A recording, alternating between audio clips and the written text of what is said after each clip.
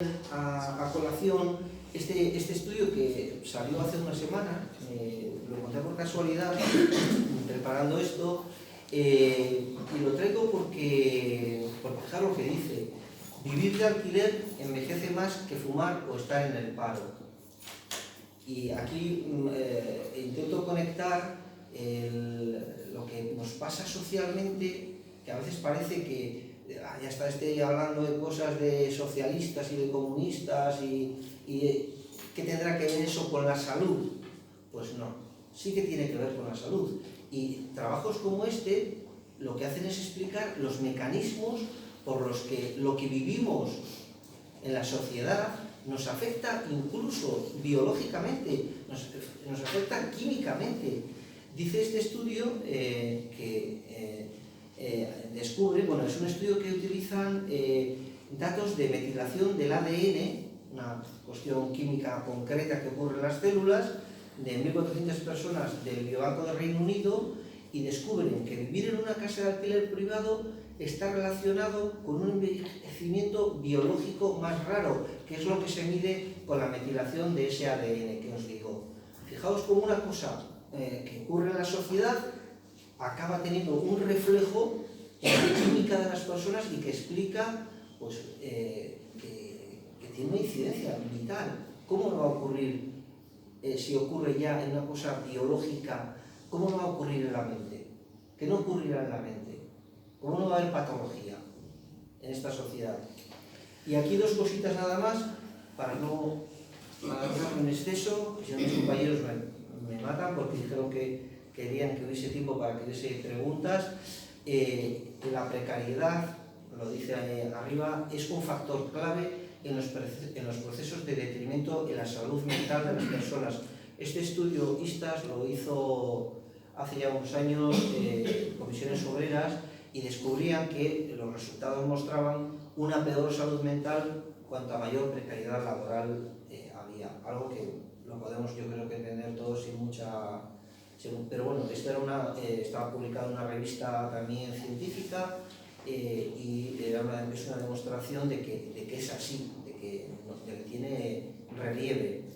Y esta es una publicación de una gente inglesa que se preocupa por las desigualdades económicas y que encontré en la Wikipedia, que dice que la prevalencia de las enfermedades mentales es mayor en aquellos países que tienen mayor desigualdad económica. Y esto lo enlazaremos luego con lo que creemos nosotros desde el observatorio que puede ser útil para ponerle freno a esta situación.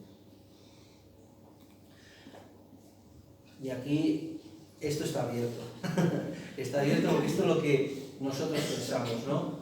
Que hemos intentado demostrar que el capitalismo provoca unas condiciones que nos llevan, que hacen que sea mucho más fácil padecer la enfermedad mental. ¿Y cómo queremos nosotros que hay que enfrentar esto? Lo primero de todo es que esto que hemos dicho deberíamos interiorizarlo todos, esto que hemos dicho de que no hacernos responsables exclusivamente nosotros de lo que nos pasa, entender de que vivimos en una sociedad concreta, con unas características muy concretas que son las que nos llevan a ser como somos y que nos hacen que interioricemos unas características que nos van a hacer que podamos padecer enfermedad mental con mucha facilidad. Desde el momento en que pensemos que eso es así y que nos lo creamos, ya hemos avanzado algo, ya nos descargamos, se produce una descarga, es decir, a ver, yo sé que tengo que ser así para sobrevivir en esta sociedad, pero hasta cierto punto, yo no me voy a dejar enfermar, ya sé que no soy el responsable. Y lo siguiente es clarísimo: si de verdad queremos terminar con la precariedad, con la desigualdad económica, con la enfermedad a la que nos lleva esto, tenemos que acabar con este tipo de sociedad capitalista y crear una nueva sociedad. Yo entiendo que socialista porque no hay muchas más alternativas de lo que conocemos hasta este momento. Entonces, ¿y cómo se hace esto? Claro, ¿cómo se hace esto? Ahí está el tema, ¿no? Ahí está la gran dificultad, porque estas cosas se dicen fácil, pero luego hacerlas no es nada fácil. Es fundamental, primero, ser conscientes de este proceso y ser conscientes de que no nos debemos dejar. No vale. Si queremos tener futuro, tenemos que luchar. No podemos quedar en la impotencia y en la individualidad, estar constantemente separados y luchando con los que son como nosotros, nuestros compañeros, nuestros vecinos, nuestros compañeros de trabajo. Hay que avanzar y nos tenemos que organizar. Y decía al principio, y de verdad que lo entiendo así, que Miranda es una ciudad en la que el tejido asociativo es muy importante y yo creo que le da un cariz diferente a muchos otros sitios de España mismo, ¿no? Ya no de Occidente. Pero hay que hacerlo, y hay que organizarse. Y hay que organizarse no solamente para apoyar a los enfermos con los problemas con enfermedad mental, que sí, que está maravilloso, que está fenomenal, pero tenemos que organizar para dar un paso más, y es construir una sociedad nueva. Hay que construir una sociedad nueva, sí o sí, nos va la vida en ello. Nuestro pequeñito grano de arena lo he explicado al principio, en observatorio, algunos estamos doblemente en el observatorio, en la plataforma en pie, estáis aquí mucha gente que trabajáis en el entorno de los pensionistas, de los pensionistas, de las mujeres en la calle. Es la única manera que vemos. Obtendremos pequeñas victorias, pero es la única manera. Y luego deciros dos cosas. Hay un par de mujeres que escribieron hace unos años, 5 años, un libro que se titula La huelga de Panrico. Y estas mujeres decían que escribían este libro, fue una huelga muy potente que duró varios meses, en la que tenían todo en contra y les querían pagar la mitad, les querían despedir y consiguieron, paralizaron aquel proceso en aquel momento y describen aquella huelga. Y una de las cosas que dicen ellas, que valoran mucho, es que durante la huelga los momentos de organización y muchos otros momentos dentro de aquel proceso que fue, ya os podéis imaginar, una huelga durante varios meses, pues es algo que te pone la adrenalina a mí, claro, durante todo ese tiempo y jugándote lo que te estabas jugando, 50% de sueldo o despidos. Decían ellas que a pesar de todo eso, esos momentos de organización son fuente de satisfacción y crecimiento para los trabajadores y que las huelgas y los procesos de lucha colectiva cambian a las personas que participan.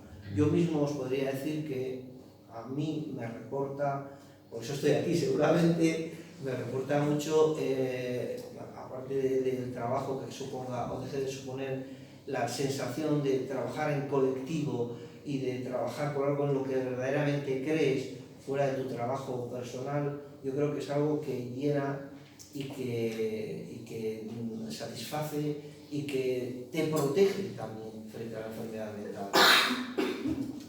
Y luego contaros un ejemplo que me parece muy bonito también de cómo la vida en sociedad, la vida organizada y la cohesión social protege frente a la enfermedad, que algunos me habéis oído ya muchas veces hablar de ello, que es el efecto Roseto. Roseto es un pueblo de Pensilvania que tenía unos 2.000 habitantes y que esto era el año 1960, por ahí aproximadamente, se está haciendo en Estados Unidos, porque en los años 50 varios presidentes americanos habían tenido infartos de miocardio y ictus también, y estaba en ebullición el tema de la enfermedad cardiovascular. Entonces dijeron, vamos a hacer un estudio para ver cuáles son las causas de la enfermedad cardiovascular, y hicieron lo que se llamó el estudio Framingham, que es una ciudad de Estados Unidos en la que se cogió y se estudió a la gente y se descubrió pues, que el colesterol, la hipertensión, una serie de factores que había y que eran los que se relacionaban con un mayor número de infartos y de procesos de enfermedad cardiovascular. Pues bien, Roseto era un pueblo de 2.000 habitantes que estaba rodeado de otros pueblitos, en el que su médico se dio cuenta de que pues, había una prevalencia de infartos X y en su pueblo había muchísimos menos. Y lo comunicó a la gente de estudio de Framingham, pues ¿por qué será? Y se pusieron a estudiarlo. Se pusieron a estudiar por qué en aquel pueblito se podía. Y dijeron, bueno, es verdad, frente a los pueblos de alrededor, pues tienen muchísimos menos infartos. Pues es curioso, llevarán una vida más sana, ¿no? Aquellos eran descendientes de un pueblo, eran italianos, casi todos de origen italiano, venían de un pueblo italiano de los Apeninos y habían ido casi todos a trabajar allí a una empresa que se dedicaba a la pizarra, y el trabajo era duro, fumaban como carreteros, más de la media. Le dije, bueno, igual tienen hábitos alimenticios más saludables que los americanos, que ya sabéis que llevan una dieta muy peculiar. Pues no, estos hacían albóndigas fritas en grasa, salchichas, comían salami, comían queso, comían la hostia, se ponían morados, bebían mucho más que los americanos, bebían alcohol, bebían vino.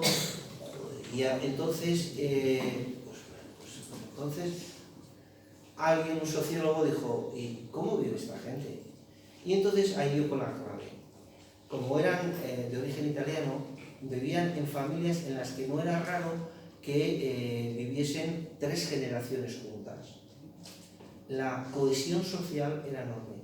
Apenas había diferencias entre unos y otros en cuanto a los ingresos económicos. Todos, se reunían casi todas las noches o con mucha frecuencia a hablar entre ellos. Nadie se quedaba abandonado. El pueblo organizaba cosas para aquellos que tuvieran más dificultades económicas o del tipo que fueran. Había un apoyo social, una cohesión social tal que fue el único factor que descubrieron diferente con el resto de los pueblos de alrededor y que suplía eso. Tanto es así que Stewart Wolf, que fue un médico que ya murió en 2005, de aquella época, y Brum, que era un sociólogo, escribió en este libro, El poder del clan, la influencia de las relaciones humanas en la enfermedad cardíaca. Y la cosa no quedó aquí. Ellos lo que describieron muy bien esto que os he contado yo, que no había este fenómeno tan curioso, y volvieron a estudiar ese pueblo 25 años después. 25 años después, ¿qué había pasado? Que aquella estructura social que había habido se había deshecho. Los hijos de aquellas personas se habían ido a estudiar fuera, se habían mezclado con otras poblaciones, se habían ido adaptando a la vida americana, habían adaptado las costumbres sociales de la vida americana, y el efecto Roseto se perdió. Ya no había esa protección, ya tenían el mismo índice de enfermedad cardiovascular que otras ciudades. Entonces, quiero unir esto con lo que os he contado antes de la influencia que tiene el medio ambiente sobre la propia biología, sobre las propias células, como una luz que tenemos aquí de que está clarísimo. Todos nos sentemos, y de hecho lo buscamos todos, ¿no? Todos buscamos tener la cuadrilla, los amigos, un entorno social que en la medida que lo hagamos más potente y más prevalente, pues más nos protegerá, ¿no? Adiós al individualismo, adiós a la competitividad. La sociedad nos obliga en muchas ocasiones, no queda otro remedio, ¿no? Pero si somos conscientes y en la medida de nuestras posibilidades llevamos hacia esto, yo creo que estaremos un poquito más protegidos. Y bueno, yo voy a parar aquí para que ahora toméis la palabra, digáis lo que os apetezca, preguntéis dudas.